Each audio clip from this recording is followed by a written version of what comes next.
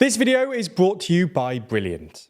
Every couple of years, Republicans and Democrats play a game of chicken with the debt ceiling, threatening a catastrophic sovereign default unless the other side agrees to politically unpalatable concessions.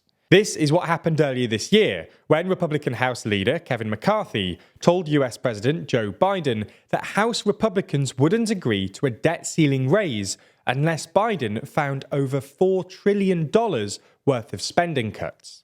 Biden originally refused to even enter negotiations, but caved earlier this month, and at the time of writing, looks like the two sides will probably reach a last-minute deal to raise the debt ceiling until 2025. While this is good news for anyone who didn't want to suffer an unnecessary financial crisis, these debt ceiling crises are getting closer to the wire every time. So in this video, we're going to explain the debt ceiling itself, the recent standoff between Biden and McCarthy, and why the US should really just get rid of the debt ceiling entirely.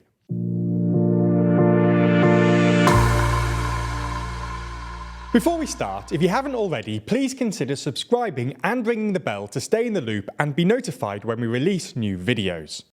The debt ceiling was first introduced in 1917 through the Second Liberty Bond Act. The act was passed in an effort to give the Treasury more control over when and how to borrow money for the government. So instead of asking Congress for the right to issue more bonds in order to finance new spending, the Treasury would now just issue bonds as it wished up until a certain limit.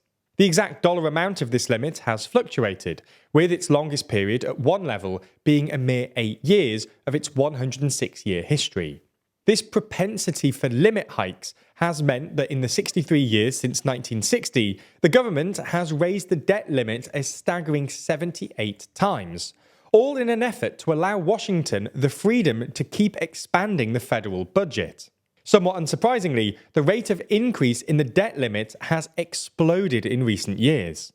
Many of the most drastic hikes came in the aftermath of 9/11, the 2008 financial crisis, and the COVID-19 pandemic. Which is why the somewhat modest $2 trillion debt limit of 1985 has ballooned to over $31.4 trillion today. This all begs the question, if this supposed debt limit keeps getting extended, what does it actually do? Well, today it's more of a political football than a direct limit on federal spending. The reason politicians use the debt ceiling as a political football is because, well, it's a very effective tool for extracting leverage, because the consequences of not extending the debt ceiling are catastrophic. No one really knows what would happen exactly, but a US sovereign default would wreak havoc on the global economy and undermine trust in US treasuries, which are currently considered one of the safest assets in all of finance. This might not sound too bad, but the treasury market is sort of ground zero for global finance, so wrecking it would be terrible news for the global economy. To give you a sense of quite how bad things could get, the White House recently warned that the S&P 500 could tumble 45% in the event of a default. Moody's predicted that some 8 million jobs could be lost, and Goldman Sachs estimates that it would cost the US economy $225 billion in just a month.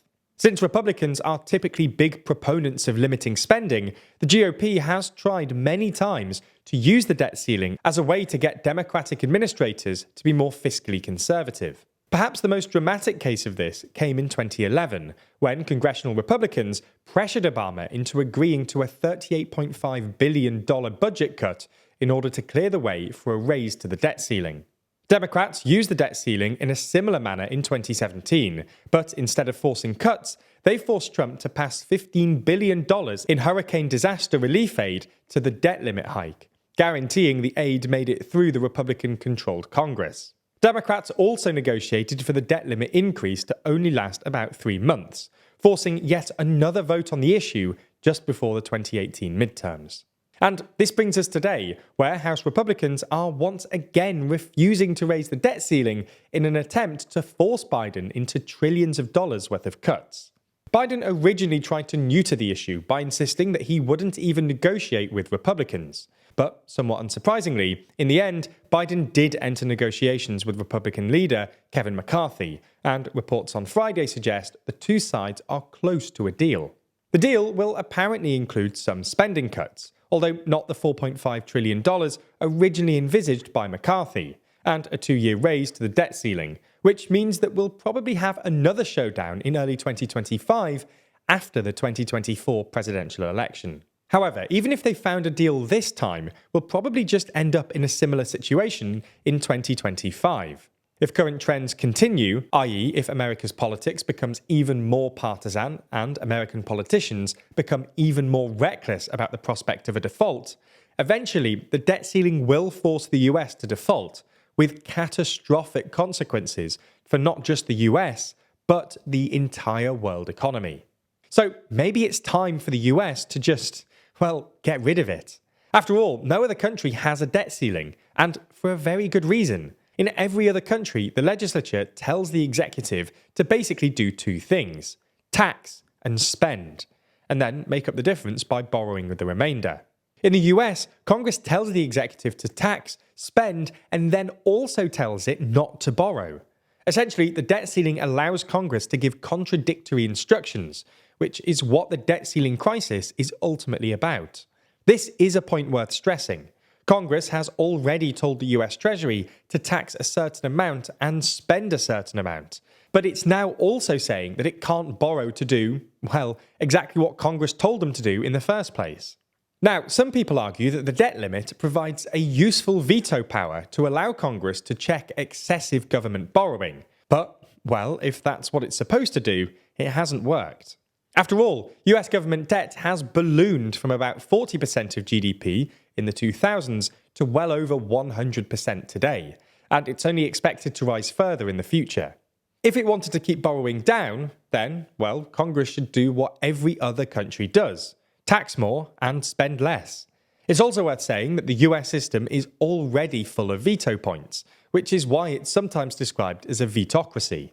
If anything, the US needs less veto points, not more.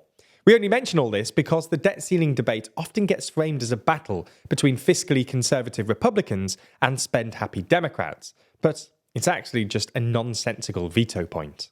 Ultimately, we live in an increasingly complex world where things are feeling less stable, especially economically. So it would be great if politicians were better at, well, maths and decision-making. Fortunately, they could do that easily if they signed up to Brilliant, the STEM learning platform where you can learn everything from quantum computing or algebra to logical decision-making, a skill severely lacking at the moment. It doesn't even take long to learn either. These complex topics are broken down into accessible chunks, designed around your busy schedule.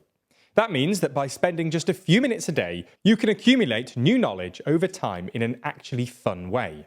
As time goes on, you'll get used to that empowering feeling of learning too, because this isn't just about memorization and lectures. Brilliant teaches you by doing, using active learning techniques to teach you the principles behind otherwise complex subjects, and ensuring you actually understand what's going on.